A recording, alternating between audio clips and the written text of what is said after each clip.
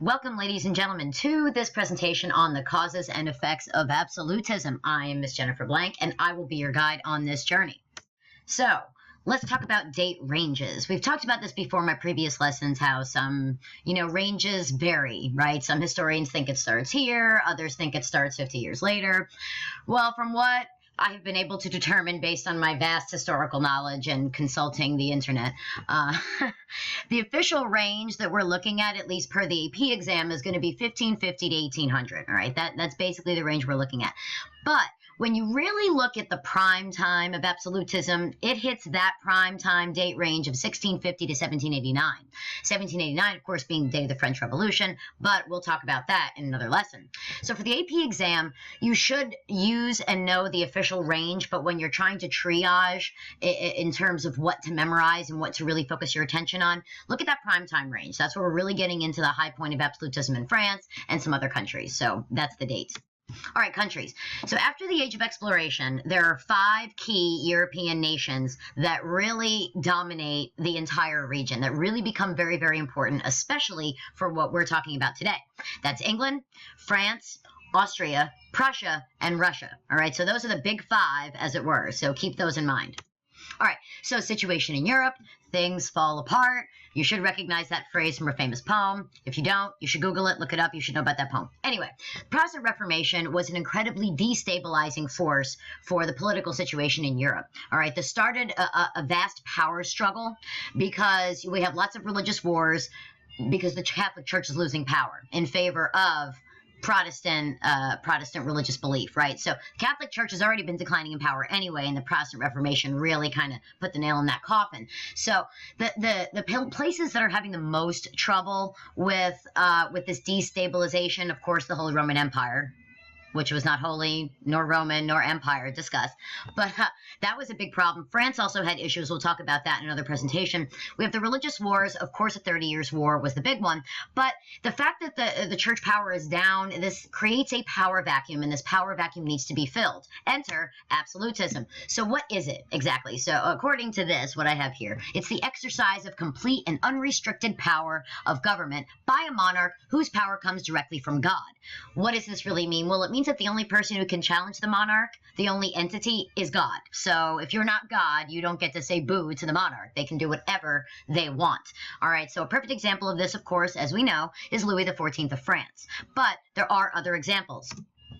All right, but take a look at this lovely little meme. It is legal because I wish it. And that's basically, that summarizes what absolutism is all about. If the monarch wishes it, it is so. All right, so how does one become an absolute monarch? If we wanted to do this, how would we do it? Well, number one, you need a strong central government, all right? You need a strong military so that you can control any kind of issues that pop up and maintain your power, and you need to use mercantilism effectively. Philip was quite good at this, Philip II of Spain. He was very good at using mercantilism. We'll talk about more details about him in a later presentation. But these are the 3 things you need in order to enshrine your own power and maintain it as an absolute monarch. All right, what are the causes? So these are big picture causes, and I'm going to get into some details in a minute. We have growth in trade. Feudalism is declining. We have the rise of cities. Okay, we have the growth of national kingdoms, growth of a middle class, decline of church power, and a rise of colonial holdings. All right, so what does this mean? Well, we need to break these down into long-term causes and then immediate causes. So let's look at the long-term first. So we have an increase of cities and a rise of the middle class. Okay, this is really important because it starts to divide power away from the nobles, okay, because money is now becoming concentrated in different areas. You have the rise of national kingdoms. If you don't have national kingdoms, you can't centralize power. All right, when you have a national monarchy that is the face of government, this makes it much easier to centralize power and authority.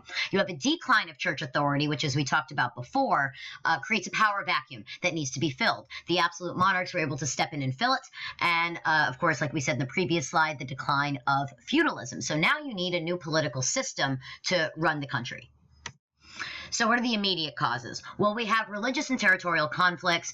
Different nations are fighting over to increase their territory, defend the existing territory. Of course, we're going back and forth on the seesaw between Catholicism and Protestantism.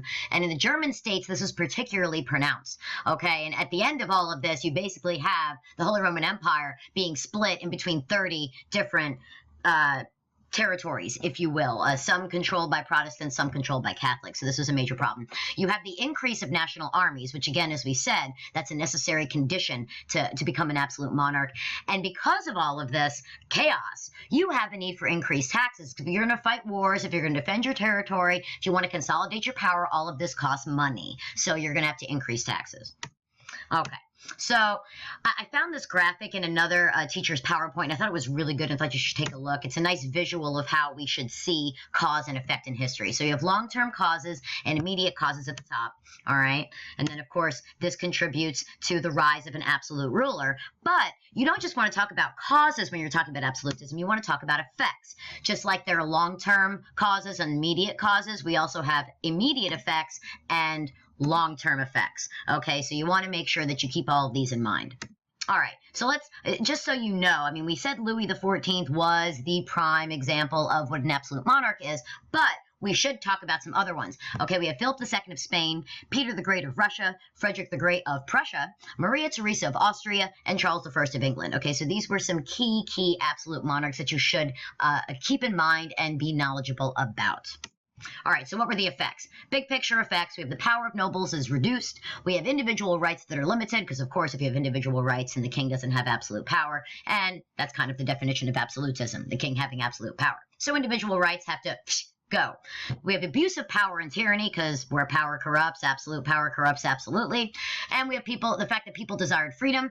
And afterwards, because of all of this, people fight back against it, and then we have the Enlightenment, which I am super excited to talk about, but that's for another lesson. So immediate effects of absolutism. We have strict regulation of religious and social gatherings. People want stability. Okay, they had stability under the Catholic Church, and then all this chaos happened, and now they're like, I don't understand what's going on. I want someone to just stabilize it and make it, and you put it on an even keel again. So in order to do that, you can't have this religious debate. You can't have options for choosing your own destiny. Someone has to lay the hammer down. Okay, and in order to do that, you've got to regulate strictly religious and social gatherings. Okay, the power among the nobility drops like a rock. You have very tight economic controls, very large building projects.